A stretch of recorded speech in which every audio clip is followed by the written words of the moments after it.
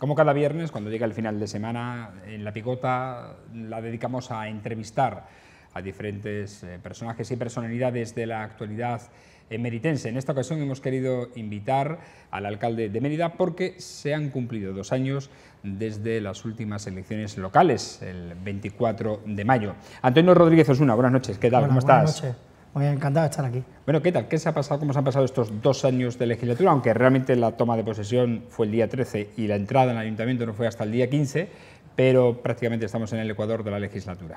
Bueno, la verdad es que ha sucedido con una velocidad de vértigo, seguramente por la cantidad de horas de trabajo y del tiempo que ha dedicado este equipo de gobierno en 2 años muy difícil por la situación económica, pero en el que se han puesto en marcha muchas iniciativas políticas que nos han situado donde estamos hoy en día, ¿no? Yo, por tanto, diría que han sido 2 años apasionantes, de mucha ilusión, de mucho trabajo y además de mucho sembrar para el futuro, que también es importante, ¿no? De ser capaces de afrontar con optimismo lo que nos espera de resta al final de legislatura y, por supuesto, pues para culminar todos los proyectos con los que nos comprometimos en campaña electoral y que, sin duda alguna, van a hacer de Mérida una ciudad distinta. Tenemos muchos asuntos de los que tratar porque en el último mes han pasado muchas cosas, pero también intentaremos hacer balance de estos 2 años de legislatura. Hemos de comenzar por lo más inmediato y lo más cercano, que son los datos del paro. Y hemos conocido los datos de paro registrado en Extremadura y en Mérida han bajado, concretamente en la capital extremeña en 317 personas y se sitúa el total de desempleados en 6.840. Un poquito por debajo incluso de las previsiones que se habían marcado para final de legislatura. Sí, la verdad es que para nosotros es un motivo de satisfacción los datos del desempleo en la ciudad de Mérida y sobre todo porque es un empleo que se ha creado netamente en la actividad industrial y comercial de la ciudad. Estos 317 desempleados menos con respecto al mes pasado, pero también una cifra muy importante, la de 815 con respecto a el mayo del año anterior. Yo sé que hablando de desempleo, cualquier cifra, por muy poco que sea, es mucha para aquel vecino o vecina que está en situación de desempleo. Pero lo que sí es cierto es que nos comprometimos en un objetivo electoral que era llegar a las cifras de desempleo de mayo del 2011 como mínimo, y eso ya se ha cumplido sobradamente en este cuadro de legislatura. Tengo que decir que de estas cifras de desempleo, que son netamente esta creación de empleo, estos 17 empleos en este último mes de la actividad privada, estamos muy orgullosos porque en este último mes de mayo, por ejemplo, se han abierto 15 nuevos negocios en la ciudad de una media de 7-8 empleados cada uno de ellos, es decir, fruto del esfuerzo y el trabajo y el acompañamiento de la administración local, de su delegación de urbanismo o de la delegación de contrataciones, se está pudiendo generar empleo en la actividad privada. Y yo siempre digo lo mismo, ¿no? No solamente es la buena coyuntura económica, no solamente es los buenos datos del turismo nacional, sino es la programación de eventos, la dedicación que este ayuntamiento y los recursos que dedica a la generación de empleo público y privado lo que ha posibilitado estas cifras, ¿no? Es cierto que no se pueden lanzar las campañas al vuelo porque es un empleo seguramente estacional, es un empleo que no es indefinido en su mayoría, aunque ya empieza a haber datos importantes y significativos sobre un empleo que se está generando estable y de calidad y por tanto para nosotros es un motivo de satisfacción, aunque con prudencia, del que nos sentimos orgullosos, ya que dijimos en campaña electoral que íbamos a superar en la legislatura a lo largo de los 4 años, bajar esa cifra de desempleo de mayo del 2011, que eran 6.884 desempleados, y a día de hoy, sin hacer 2 años aún de gobierno, hemos superado esa cifra, dejando a la ciudad 6.840 y bajando esa cifra psicológica que ya rompimos de los 8.000 desempleados y ahora de los 7.000, y yo creo que vamos a tener muy buenas noticias en breve tiempo de industrias importantes que van a seguir contribuyendo a que se genere empleo en la ciudad. De eso vamos a hablar ahora, porque además en materia de previsiones está muy bien. Según los datos que se manejan de cara a la campaña de verano, se van a generar algo más de 1,5 millones de contratos, creo que en toda España, por el sector turístico. Mérida es la campaña fuerte en verano, así que suponemos que se beneficiará también de ese número de contratos, de esa contratación. Bueno, lo decía claramente porque uno de los objetivos fundamentales era romper esa estacionalidad del turismo que nos llevaba antaño, no hace mucho, a que solo hubiera 2 meses de importante creación de empleo, que eran julio y agosto, que eran los meses donde el Festival de Teatro Clásico y los turistas que llegaban a la ciudad ocupaban parte de la plazas hoteleras y del comercio y del turismo, pero ese fenómeno se está ampliando prácticamente desde Semana Santa hasta final de septiembre, mediados de octubre, gracias al Festival de Teatro Clásico, gracias al impulso de la Semana Santa, gracias al impulso de Mérida Lúdica, al Extora Music Festival y a la cantidad de eventos deportivos, culturales y sociales que este ayuntamiento ha diseñado y ha programado para romper esa estacionalidad del turismo, vamos a tener datos muy buenos, muy importantes. Nosotros vamos a seguir trabajando para recuperar algo que es un anhelo de esta ciudad, que es convertir a Mérida en un referente industrial nuevamente en la región y en este país, y ya estamos avanzando contactos y gestiones para que eso sea así. Es decir, no renunciamos a que la única empresa que cree dinamismo económico en la ciudad sea el turismo. Estamos convencidos que hay posibilidades, por la situación geográfica de la ciudad, de traer nuevas inversiones industriales, y el ayuntamiento, con los pocos recursos y medios, está dando el 100% de lo que tiene para hacer atractivas estas otras inversiones industriales que sin duda alguna van a marcar un antes y un después en la ciudad.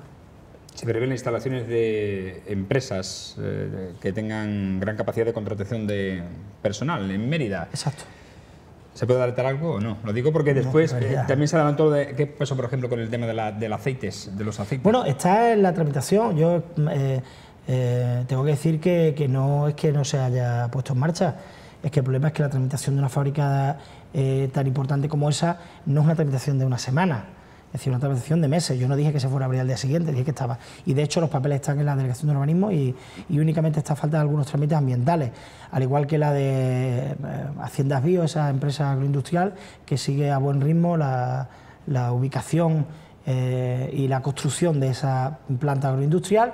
¿Ya se está construyendo? Sí, sí, ya está en obras. O la de, por ejemplo, una importante empresa de transportes, ¿no? Es decir, lo bueno es que no solamente se está tramitando numerosos proyectos industriales y autorizaciones en la ciudad de Mérida, algunos, como yo digo, que van a tener una relevancia importantísima para el futuro de la ciudad, sino que además aquellos ¿Del sector también agroindustrial? Sí, también agroalimentario.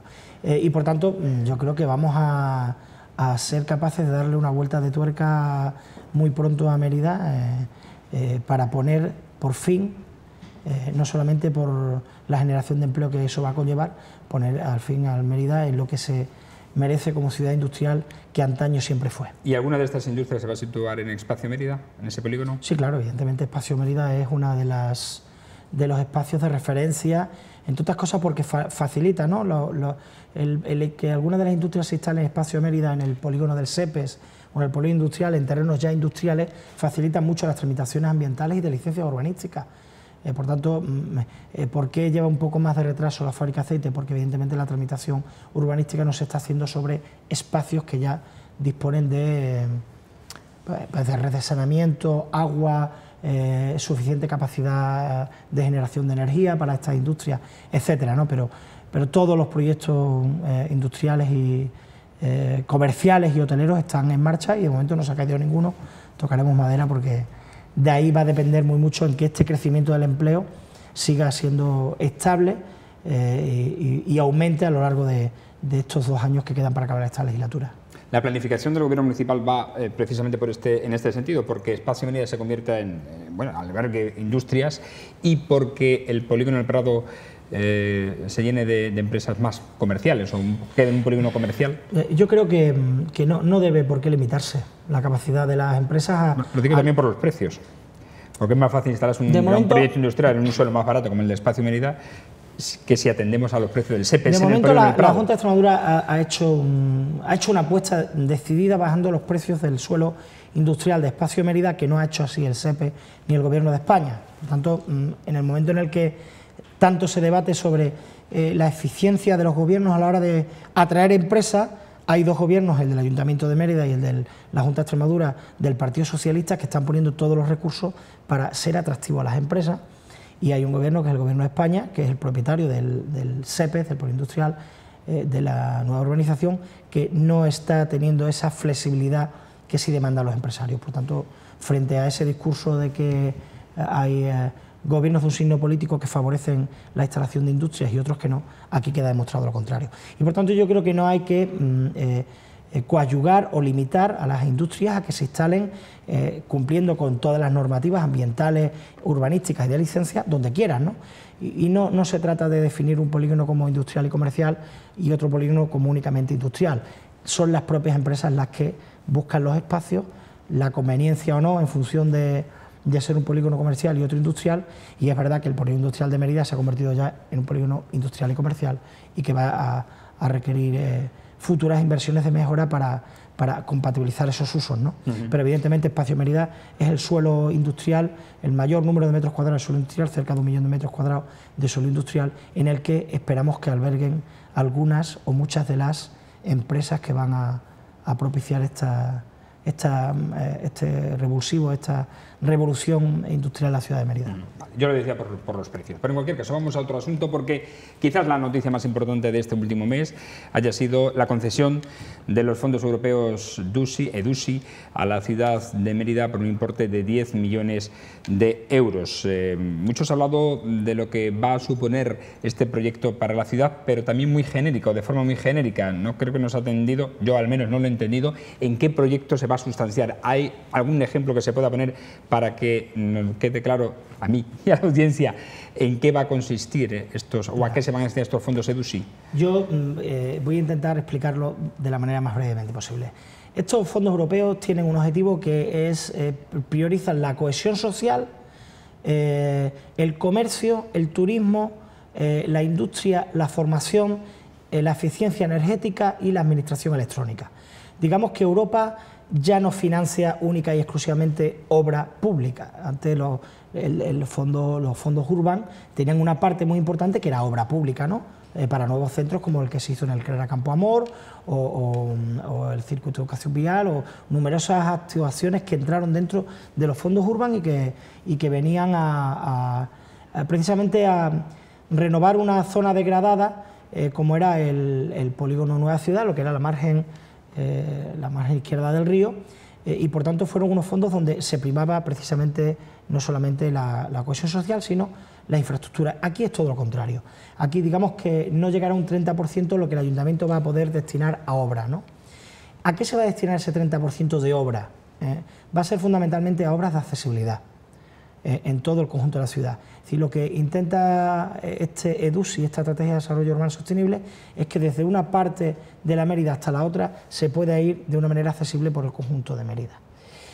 Otra de las líneas fundamentales es la eficiencia energética en todos los campos, no solamente en el campo de la luminaria, ¿no?, sino en el campo de la termoenergía, es decir, de los centros de calefacción, de todos los centros dependientes del ayuntamiento, las calderas de los centros educativos. Siempre edificios públicos estamos hablando. Siempre edificios públicos. ¿Tiene que ver con la iluminación viaria? No, la iluminación viaria ya es eficiente. Ya tiene luces de consumo, de bajo consumo, que generan un ahorro en la ciudad. Estamos refiriendo... Y algunas más, porque algunas veces se apagan, yo creo que para ahorrar, entre comillas, la empresa en energía. No creo que sea por eso el detalle. Yo creo que es cierto que al ser luminarias de bajo consumo y al tener una programación electrónica, es verdad que en algunos momentos puede dar esa percepción de poca luminosidad, pero es algo muy normal en cualquier país de la Unión Europea, ¿no?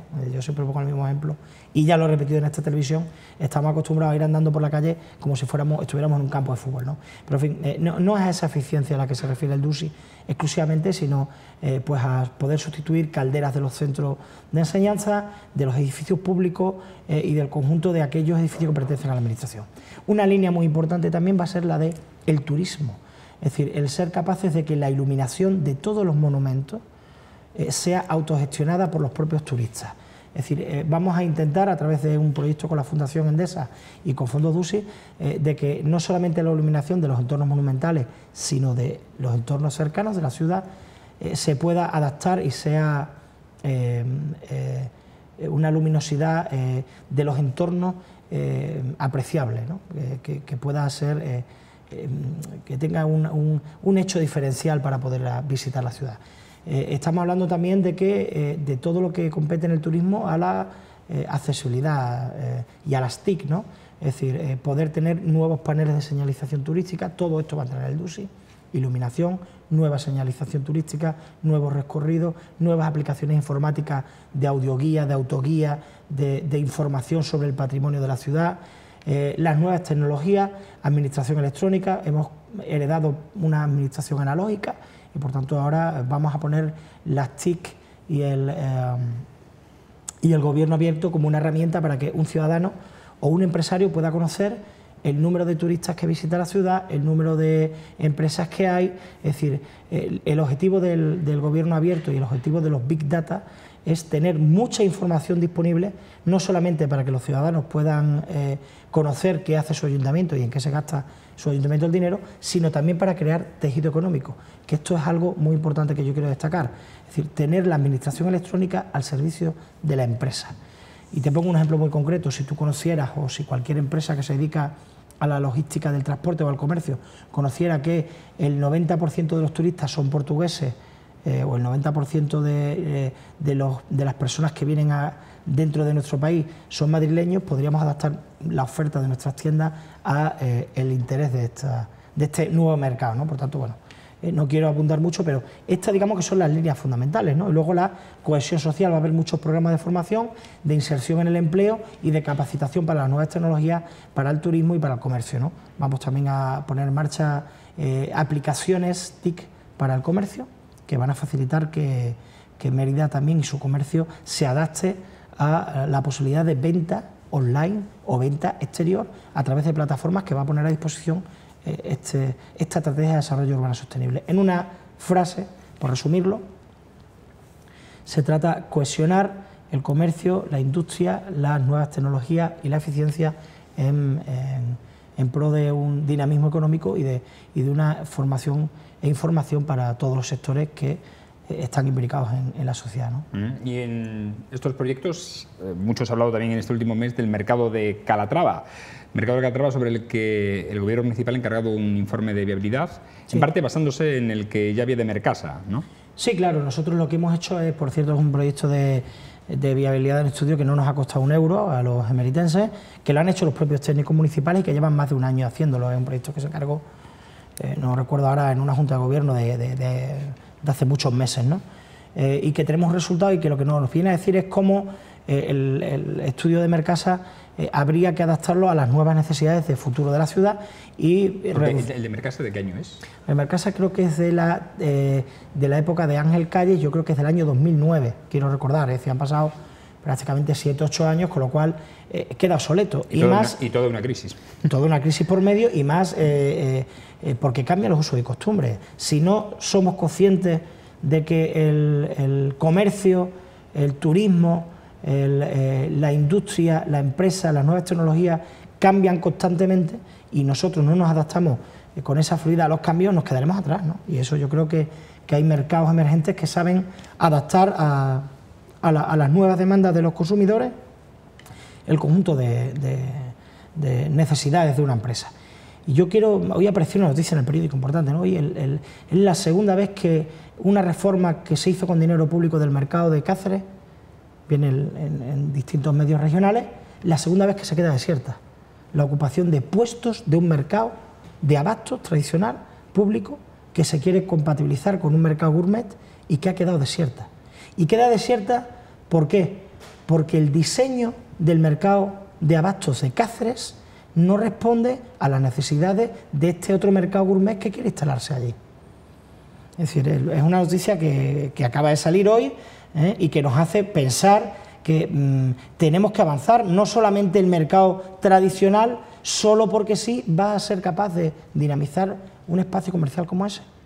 Y por tanto, no podemos adaptar a un mercado tradicional un mercado moderno cuando la demanda debería ser al contrario, es decir, lo que demanden los usuarios y lo que demande el comercio y lo que demande los futuros clientes es a lo que hay que adaptar ese mercado. Es decir, que va a ser un mercado nuevo, distinto. Nosotros tenemos muy distinto claro, a lo que tenemos claro que tiene que ser ahora un mercado nuevo, totalmente distinto a lo que hay ahora, en el que haya un uso principal de mercado de abastos, pero adaptado a un uso coadyuvante de mercado gourmet. Lo reitero, hay una noticia hoy, la segunda vez que Cáceres fracasa en el intento de llenar los espacios. ¿De qué nos vale reformar un mercado de abastos, modernizarlo, para que después no se pueda cubrir los puestos? Le ha pasado a Cáceres. le ha pasado a la ciudad de Cáceres. Y por tanto nosotros... Pero parece ser que en el uso están de acuerdo casi todos los grupos municipales. En lo que no están de acuerdo es, digamos, la conservación o no de la titularidad pública. No sé, tanto Podemos como Media Participa y SIEX han abogado porque conserven la titularidad pública, y dice más SIEX, ahondando, que el método de concesión administrativa a una empresa privada hipotecaría ese edificio durante 40 años. Es que no es verdad. No es haciendo verdad. Competencia, dice, desleal al resto del mercado del centro comercial abierto. No es verdad, mire, aquí la única concesión por más de 30 años que se ha establecido en el mercado de Calatrava la ha dado Antonio Vélez Sánchez, el anterior alcalde socialista. Ahí hay personas que llevan 30 años con una concesión privada, que es una autorización administrativa del ayuntamiento a un autónomo que vende en la plaza, sin una concesión.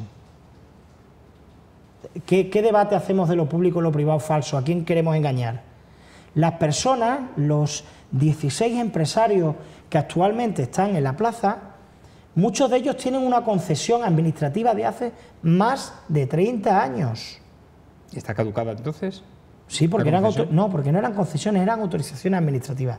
Esto de todas maneras es una cuestión que es difícil de entender legalmente, pero para que se hagan una idea, las concesiones administrativas se hacen por concurso y estas se hicieron por decreto de alcaldía. Si hay personas que llevan 30 años explotando un bien público sin un concurso. Esto hoy sería impensable. Hoy si yo diera autorizaciones administrativas a cascoporro y llenara con decretos de alcaldía el mercado, estaría en la cárcel por prevaricación. Esto es así, ¿no? Entonces, ¿qué quiero decir yo? No creemos un falso debate. Los actuales concesionarios con autorización administrativa de este mercado de Calatrava son autónomos, pequeños autónomos, gente que ha trabajado mucho y ha luchado mucho para mantener un puesto en unas condiciones que a veces la administración no se los acondicionó, porque se hizo una reforma en la que se metió en un hoyo a parte de los comerciantes en el año 83, y era una reforma que no estaba adaptada no a los usos y costumbres ni a las nuevas tecnologías, no, es que fue una reforma que rompió con la accesibilidad en el año 83, fue una mala reforma hecha, y por tanto esas personas tienen una autorización administrativa, llevan 30 años, son negocios privados que llevan 30 años con una concesión administrativa. Por tanto, la titularidad del edificio no va a dejar de ser pública. De lo que estamos hablando es del mismo modelo que se puso ya en marcha por los anteriores alcaldes, trasladarlo a una correlación de pago de la gestión. Si yo estaría encantado que los que están allí asumieran el coste de la obra. Si se ponen de acuerdo, ellos asumen el coste de la reforma y ellos explotan como lo están haciendo ahora. Es decir, hay un falso debate de lo público y lo privado, y yo creo que no se puede... ¿El sistema que busca el gobierno municipal es el mismo de los kioscos, para entendernos? No. El mismo que... No, perdone, perdona, Fran. El mismo que tiene el mercado ahora. El mercado de Calatrava ahora, ¿quiénes son los que venden la carne, la fruta, la verdura y los pescados? El Ayuntamiento de Mérida. ¿Pero quién paga la remodelación? Estamos hablando de la remodelación. No, la remodelación deberían pagarla los que explotan el negocio. Entonces, el mismo caso que los kioscos, es decir, son los propios explotadores los que van a pagar la reforma. Claro, pero digo, en este caso, el mismo caso del mercado de Calatrava, que hay 30 personas, empresarios que tienen una concesión administrativa. Cuando el exalcalde decía el otro día aquí, Antonio Vélez, que vamos a hipotecar el futuro de un mercado, y si usted llevan 30 años porque usted les metió ahí, y son empresarios privados, autónomos, pequeñas familias trabajadoras, pero que el ayuntamiento no tiene ninguna relación con ellos.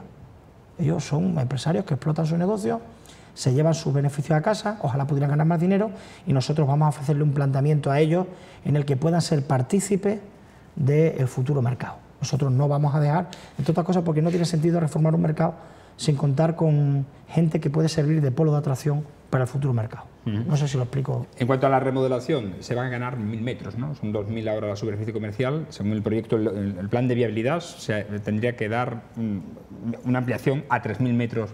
¿De dónde se sacan esos 1.000 metros? Perdón mi ignorancia. Bueno, yo no tengo ahora mismo los planos, ¿no? Pero creo que hay una segunda planta o una entreplanta que se hace y una terraza, ¿no?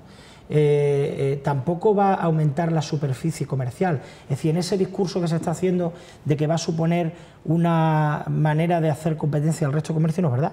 porque no vamos a pasar 16 a 300 comercios. O sea, la idea de ese informe de viabilidad, que está perfectamente a disposición de todo el mundo en la página web del Ayuntamiento, es sencillamente que se ocupen menos espacios incluso de los que hay ahora. Si nosotros quisiéramos ocupar ahora todos los puestos que quedan libres, tendríamos más espacio que el futuro comercio. El futuro mercado de Calatrava necesita de una especialización de 1 o 2 puestos por cada sector. Es decir, ¿cómo se hacen los mercados competitivos en el resto de España? Pues habiendo 1 o 2 pescaderías, 1 o 2 fruterías y muy especializadas. 1 o 2 panaderías, 1 o 2 dulcerías, 1 o 2 carnicerías. Es decir, eso es un diseño inteligente de un mercado de abastos y no lo que hay ahora, que el primero que viene y me pide un comercio, le pongo que se ponga. Y hay 5 pescaderías, 3 carnicerías y sin embargo no hay 2 pastelerías, por poner un ejemplo. El diseño de un modelo de negocio exitoso se tiene que hacer pensando precisamente en que sea compatible con el uso del otro comercio de la ciudad. A un mercado de Calatrava moderno no le interesa un comercio del centro flojo, le interesa un comercio fuerte. Es decir, la máxima que tiene la nueva empresa y las empresas en política es que la competencia llama al negocio. Y eso es lo que yo creo que le vendría bien. Yo creo que sería al contrario, sería un polo de atracción para que pueblos de la comarca e incluso otras localidades vinieran aquí como dinamizador del comercio del centro. Y os pongo un ejemplo fácil. ¿Alguien piensa que el Faro ha supuesto una competencia para el comercio tradicional de Badajoz o ha supuesto un impulso para el comercio de Badajoz? O el Corte Inglés en su día. O el Corte Inglés. Recuerdo ese debate estuvo. Decía la gente, cuando venga el Corte Inglés se van a cerrar todas las tiendas en Badajoz. Falso. Se crearon numerosas tiendas más. El centro comercial abierto de Badajoz se potenció, porque lo que hizo el Corte Inglés fue arrastrar a numerosos clientes de toda la región a la ciudad de Badajoz. Y aquí, sin embargo, estamos en un discurso localista, etnocentrista, y que no nos hace ver con claridad el que hay una posibilidad de verdad de que el comercio de Mérida crezca, y es atrayendo posibilidades de focos de inversión de nuevo comercio. Ni el Faro en Badajoz ni el Corte Inglés han supuesto acabar con el comercio de Badajoz. Al contrario, hay más tiendas, más licencias y más comercio. Por tanto, tenemos que elegir entre un modelo comercial que sea un polo de atracción, como lo están haciendo en Badajoz, o seguir por el comercio tradicional de impedir cualquier iniciativa a costa de lo que sea, porque pensamos que lo nuestro es lo mejor. Y no estoy diciendo que el mercado lo vaya a gestionar ninguna empresa externa. Es decir, el mercado lo pueden gestionar las propias empresas de la ciudad.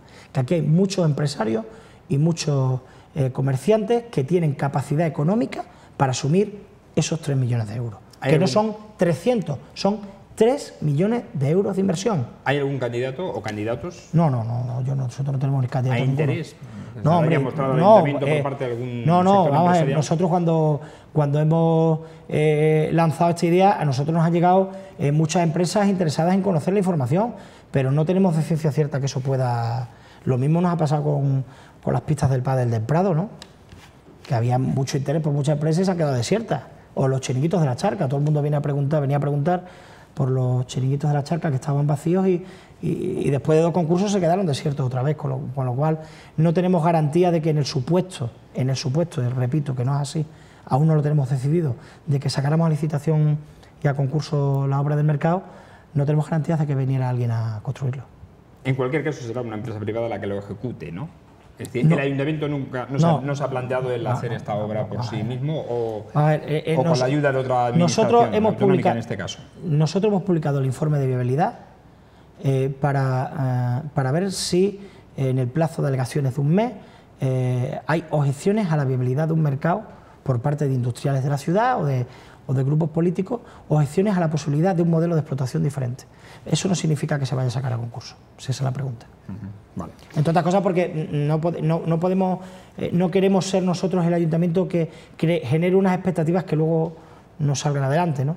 Es decir, para nosotros sacar a licitación y a concurso este mercado deberíamos contar con una importante colaboración del tejido productivo local de Mérida. Otro asunto. Empezó esta semana con un pleno que en principio parecía ser de transición, pero que al final fue bastante animado por las intervenciones. Hace poco que se aprobó un reglamento de pleno, pero parece que las cosas no están claras, alcalde, sobre qué es una intervención por alusión y qué son los ruegos y preguntas. ¿Qué pasó? Está clarísimo, está clarísimo. Que no. En el reglamento de pleno las intervenciones por alusiones las da el alcalde y siempre y cuando haya una alusión directa, es decir, cuando yo le diga a usted, y usted, Fran Morillo, falta la verdad, usted tal, entonces ofensas directas a una persona con nombres y apellidos dentro del pleno, ¿vale? Pero cuando en un discurso político alguien habla de que la derecha en este país o que los anteriores gobiernos causaron un perjuicio a la ciudad, eso no es, el reglamento no considera eso alusiones, pues si no entonces estaríamos todo el día dando alusiones. Porque en cualquier intervención, los que tengan oportunidad de ver los plenos, en cualquier intervención se hace referencia a lo que pasa en Madrid, a lo que dice Podemos, a lo que dice Pablo Iglesias, a lo que dice Pedro Sánchez, en fin. En todos los debates se hacen alusiones a Montoro y uno no puede decir, el exalcalde, no puede decir, yo pido alusiones porque ha nombrado usted al PP y a Montoro. Oiga, las alusiones recogidas en el reglamento, para que todo el mundo lo tenga claro, son alusiones personales. Por tanto, ahí no hay nada que discutir y los ruegos y preguntas a mí me hace mucha gracia con esto, ¿no? Porque el ruego, en el reglamento de pleno pone, el ruego es una cuestión breve y concisa que no podrá durar más de un minuto. Y claro, cuando uno coge y dice, no, yo voy a hacer 8 ruegos, ¿no? Como el señor Molina, y hace 8 ruegos, y en vez de decir, ruego por favor que arreglen los alcorques de la puerta de Televisión Extremeña. Eso es un ruego. Eso es un ruego, ¿no? Todo el mundo lo entiende. Una pregunta, ¿cuándo van a arreglar los alcorques de la puerta de Televisión Extremeña? Y esa es una pregunta. Eso es lo que el reglamento permite, ruego o pregunta. Pero si uno coge el teléfono y dice, Mérida está abandonada como siempre porque ustedes no valen para nada porque es que los alcorques los tienen... Eso no es un ruego, eso es una intervención política. Entonces yo me extraña que el Partido Popular, si hace intervenciones políticas, le moleste que nos podamos defender. Yo le dejo que usted falte al reglamento y en vez de un ruego, diga lo que quiera, pero entenderá que si usted se salta el reglamento, no podamos defendernos. Por tanto, no hay nada raro. Al contrario, mire, este ayuntamiento, este equipo de gobierno, le da toda la información a los grupos políticos. Se cuelgan todos los convenios en la web de transparencia. Se tienen todos los viajes de este alcalde, a dónde va, con quién se reúne, tiene su agenda pública. Tienen una sala de prensa que utilizan todos los grupos políticos. Eso era impensable. Aquí no se daban ruedas de prensa, la sala era exclusiva para el Partido Popular, la sala de prensa. Aquí da rueda de prensa cualquier ciudadano que la pida, cualquier empresario, cualquier colectivo y cualquier grupo político. En este ayuntamiento ya no hay un policía que le pide nombre y apellido antes de subir a la puerta de la alcaldía, aquí sube todo el mundo a la alcaldía. Hay una puerta abierta, con transparencia, yo recibo a centenares de vecinos al año, por tanto es que se ha dado una normalización de la política desde que está gobernando el Partido Socialista y por tanto, bueno, parece tan evidente, ¿no?, que querer dar otra visión distinta y distorsionada de la realidad, y es que el Ayuntamiento de Mérida ha ganado en democracia, en transparencia, en accesibilidad y en contacto con la gente, y por tanto que se aprendan el reglamento, lo dice muy claro y no tiene más... Esperemos el próximo pleno si... No, el próximo pleno... Al final queda claro, ¿no? Mira, el próximo pleno será igual y oiga... El próximo pleno, que será la próxima semana, posiblemente extraordinario para la incorporación del nuevo... Es probable si tenemos el acta de la Junta Electoral con el nombramiento del nuevo concejal. Y en fin, pero que vamos, que lo explicamos claramente, no hay nada raro, ¿eh? Es simplemente que el reglamento dice ruego o pregunta, y si los concejales del PP no saben interpretar lo que es un ruego o una pregunta, pues tendremos derecho a defendernos. Pero yo le voy a hacer un ruego como periodista. Un momentito, y por cierto, y termino, hombre, antes no se retransmitían los plenos, ni por Radio Fórum, ni por una televisión, ni siquiera eso. Antes era lo más opaco que había en la historia de la democracia con el Partido Popular. Ahora al menos la gente puede ver cómo se desarrollan los plenos, lo que proponen unos, los que proponen otros y los argumentos, ¿no? Y por tanto, que alguien que no dejaba intervenir, que no dejaba hablar y que dirigía como un auténtico cacique de pueblo el pleno, ahora le ponga objeciones a una normalización de la democracia y a una transparencia como la que está haciendo este equipo de gobierno, pues resulta curioso. Por lo tanto, no hay nada raro, al contrario, que vean los vecinos y vecinas los plenos en Televisión Extremeña, o lo escuchen en directo o lo escuchen en Radio Fórum. Bueno, por cierto, hay que decirlo que son plenos de Televisión Extremeña en directo, que el Ayuntamiento de Mérida financia en parte con una pequeña ayuda para que los ciudadanos puedan retransmitir, puedan verlo. Sí, sí. Es verdad que los medios de esta televisión son humildes y que seguramente no cubrimos el coste total de esas retransmisiones, porque me consta que hacéis un esfuerzo enorme, económico, pero que sí es verdad que nosotros contribuimos de alguna manera económicamente a que los plenos se retransmitan, a que haya intérpretes de signos y a que la ciudadanía conozca de qué hablan sus políticos en el pleno. Y eso, antes, habiendo esta tele, no se hacía.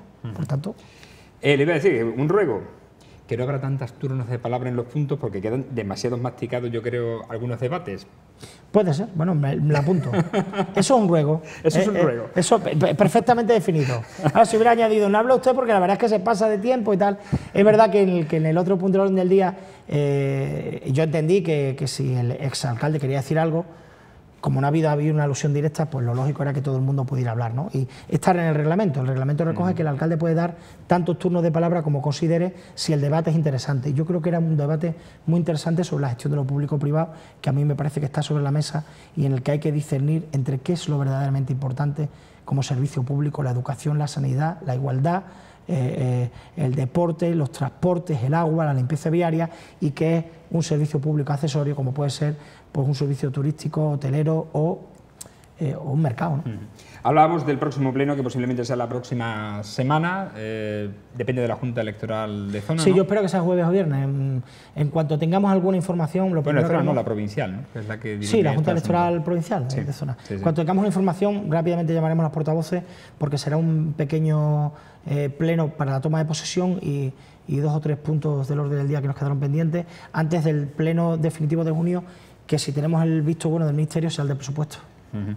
Esta semana también ha sido, por el tema del mercado de Calatrava, noticia el hecho de que si es socio o no socio de gobierno. Ya ha quedado claro esa postura por parte explicada de Carmen Llaner y también del propio alcalde ayer en una comparecencia. Pero bueno, No, pero no iba a ir por ahí. No, pero me gustaría explicar una cosa, porque es que no, tampoco es, al contrario, estamos enormemente orgullosos de haber ido, podido incluir en las listas a miembros del CIE y especialmente a Mercedes Carmona, que está demostrando, a pesar de las dificultades, que está siendo una excelente concejal. Por yo estoy súper orgulloso de contar con la participación de un miembro del CIE en mi gobierno y del acuerdo firmado con el que se elaboró un programa electoral. Por tanto, lo único que hemos hecho una matización y una aclaración, porque alguien lo preguntaría en un momento. Sí. Pero bueno, ya se explicó. Nosotros, además, que lo explicó además, creo, el exalcalde aquí muy bien, que era por un tema de la FEN, de la Diputación, etcétera, etcétera. Pero la pregunta es, ¿se ha tensionado la relación entre ambos partidos a causa de este comentario? No creo, no por mi parte, no creo. No.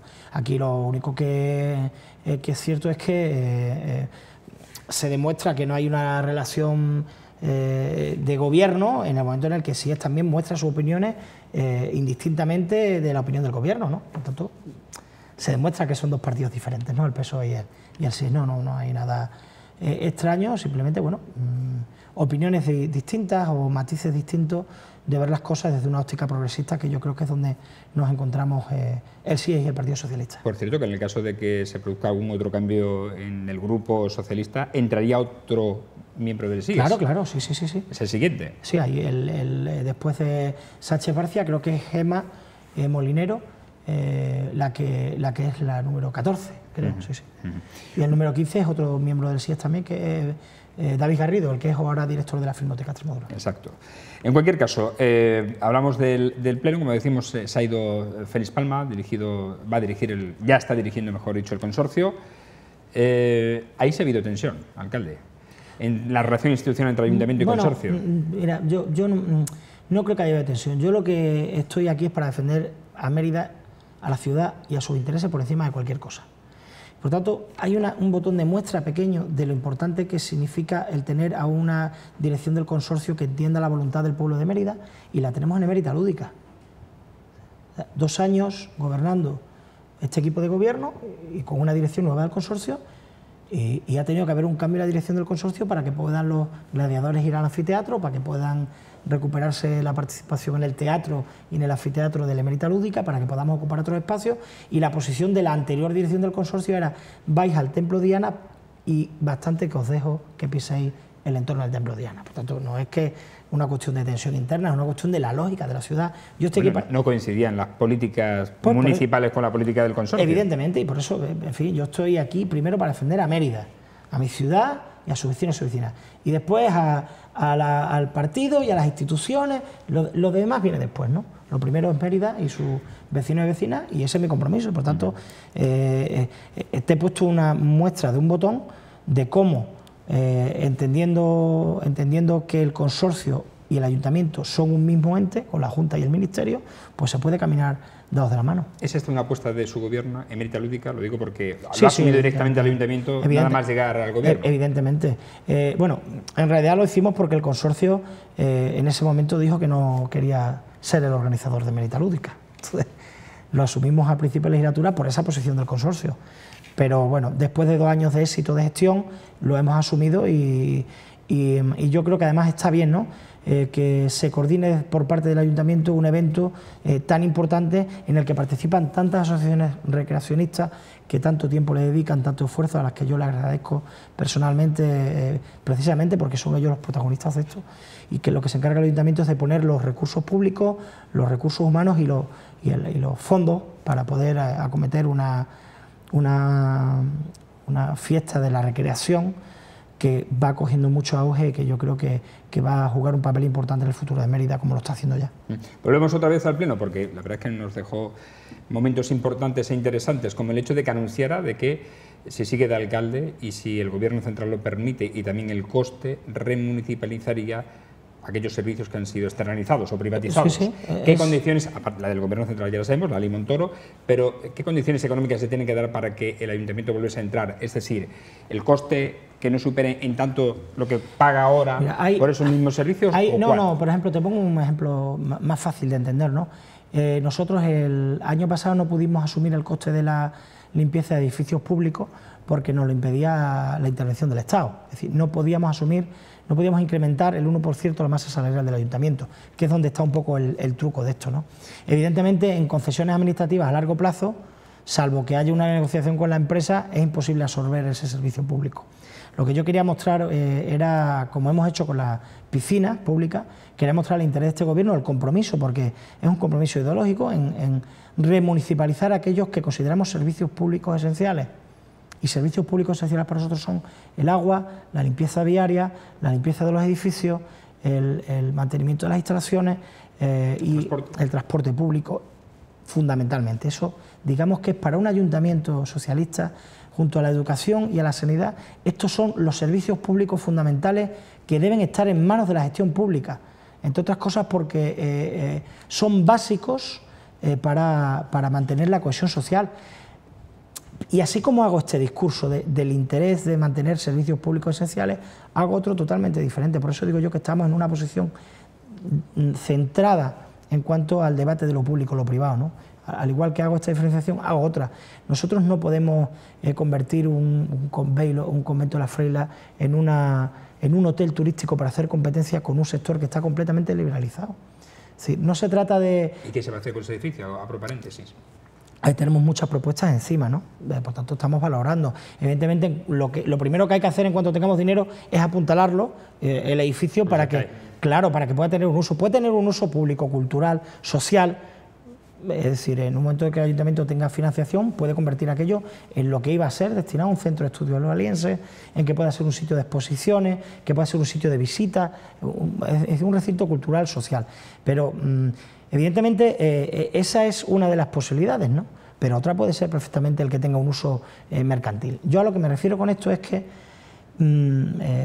hay que diferenciar cuáles son servicios públicos esenciales y cuáles no son servicios públicos, ¿vale? Porque es verdad que hemos pasado de una época del Partido Popular en la que todo se podía vender, concesionar y alquilar, desde las líneas aéreas a un montón de servicios públicos, como hemos visto, hasta el alumbrado público, que tenemos un contrato de alumbrado público, eso se ve en muy pocas ciudades de España. Es decir, aquí han externalizado todo el Partido Popular. Esa es una posición, una liberalización salvaje de los servicios públicos, y otra es que el ayuntamiento tenga funcionarios para vender pescado y frutas o para atender un hotel. Porque el modelo de hospedería de la Junta de Extremadura se hizo en un momento determinado para suponer un polo de atracción de otras inversiones hoteleras. Pero una vez que ya hay, al lado de la hospedería de las Urdes, hay numerosos alojamientos hosteleros, no tiene sentido que la Junta de Extremadura siga asumiendo, y es una opinión personal, siga asumiendo con dinero público esa inversión y siga asumiendo los costes derivados de una mala explotación mercantil. Por tanto, entre el liberalismo salvaje y entre hay que hacer público hasta la venta de frutas y verduras, hay un término intermedio que es en el que este Gobierno y el Partido Socialista se define, que es el de poner recursos públicos a disposición de las familias para igualarlas, para hacerlas más iguales en educación y sanidad, y sin tener que asumir costes derivados de la iniciativa privada, que ya los tenemos en el conjunto de este país. Y mientras tanto, ya que hemos hablado del transporte público, se ha anunciado una reducción en el kilometraje total del concierto que tiene el Ayuntamiento con la empresa de transportes, con Bectalia. ¿Cómo va a quedar o cómo van a quedar las líneas si se reducen los kilómetros? Bueno, pues ¿y cómo queda el servicio en general? Porque... Bueno, primero, aunque ya tenemos el estudio hecho y vamos a primero reunirnos con los vecinos en las distintas zonas, sorprendería si dijera que se va a mejorar el servicio. Sorprendería. Porque es cierto que este servicio y estas líneas están definidas hace 18, 20 años, es decir, apenas ha cambiado en una ciudad que ha crecido mucho, en una ciudad en la que hay nuevas zonas de población como el Prado, la Calzada, Monte Alto, etcétera, tal, que ha habido nuevas urbanizaciones que se han incrementado a la ciudad, no ha cambiado prácticamente en nada el servicio del transporte público. Por tanto, lo que sí han hecho es un buen informe, los técnicos municipales se han tirado prácticamente 7 meses, en el que va a haber una eficiencia muy destacada en el transporte público de las líneas y sin que eso vaya en detrimento de los usuarios, de las paradas y de las frecuencias horarias. Te va a sonar raro, ¿no?, que lo pueda decir, pero es posible.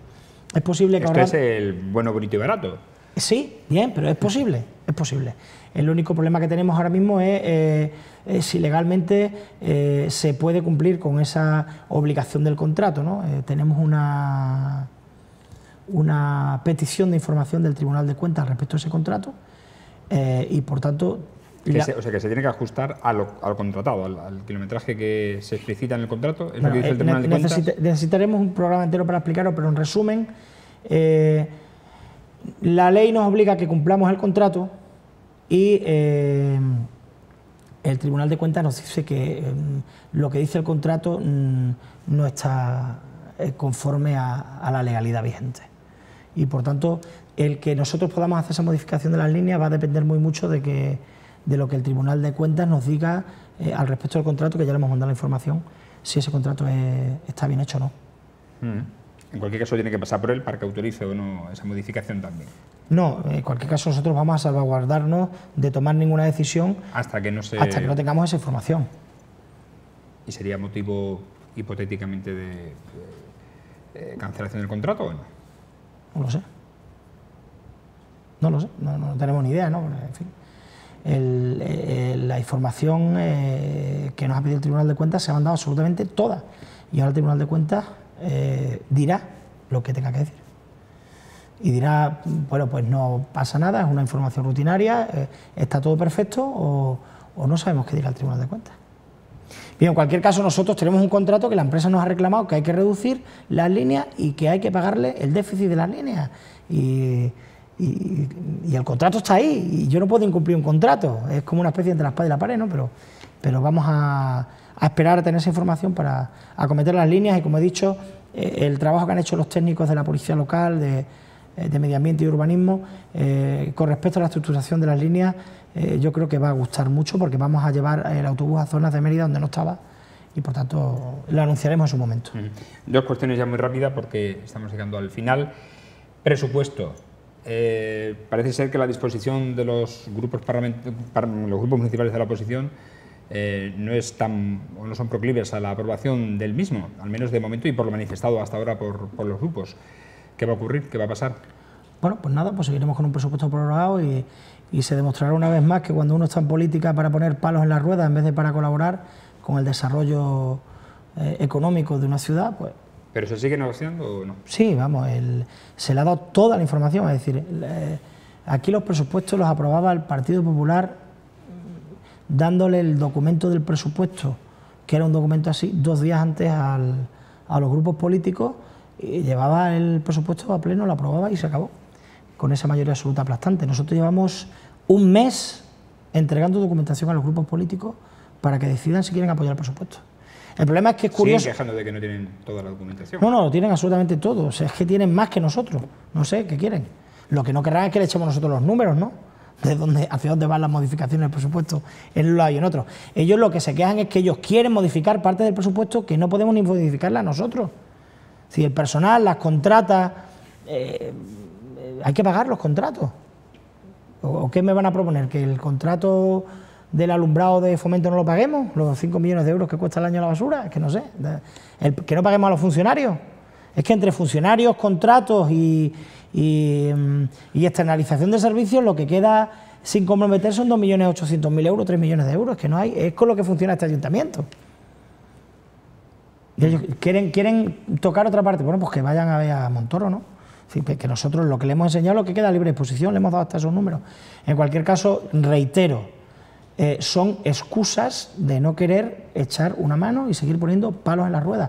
Pero no van a parar ni al gobierno, ni a la ilusión, ni al empuje, ni a las ganas de seguir transformando a Mérida, porque lo vamos a hacer aunque sea con presupuestos prorrogados del 2017. En cualquier caso, vamos a esperar, vamos a tener mucha paciencia y vamos a seguir intentando llegar a un acuerdo con alguno de los grupos políticos, si pudiera ser, fundamentalmente con aquellos que comparten parte de nuestra visión de los servicios públicos y de la gestión de nuestros servicios sociales, como es Izquierda Unida y Mérida Participa, y si no somos capaces de llegar a ningún acuerdo con ninguno de los dos grupos políticos o con los concejales no adscritos, porque evidentemente el Partido Popular no está ni se le espera en toda la legislatura, pues si no somos capaces, pues prorrogaremos el presupuesto. Como ya está prorrogado, pues seguiremos con el mismo.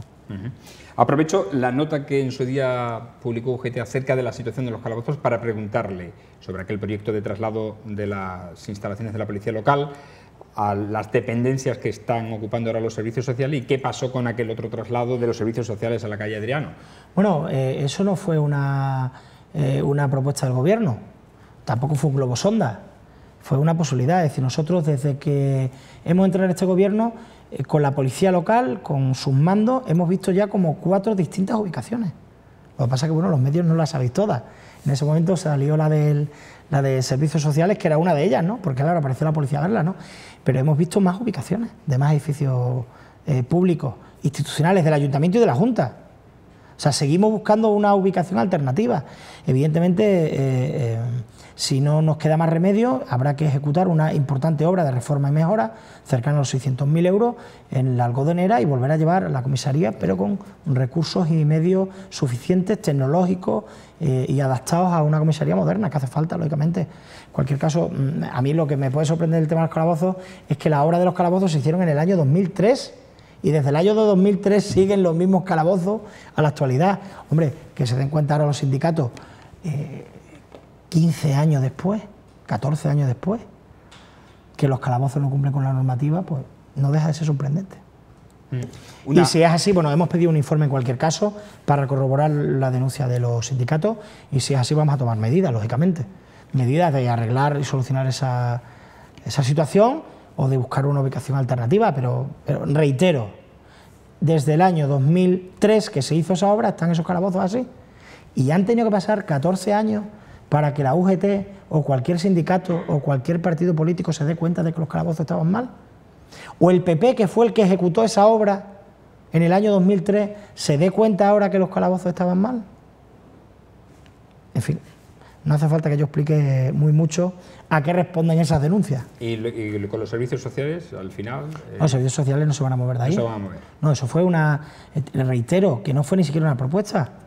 Fue una de las derivadas que se estuvieron manejando. Hemos visto muchos edificios, lo que pasa es que ahí tuvimos la mala suerte de que alguien pensó que iba a ser un traslado inminente y en otros no, pero fueron una de las opciones.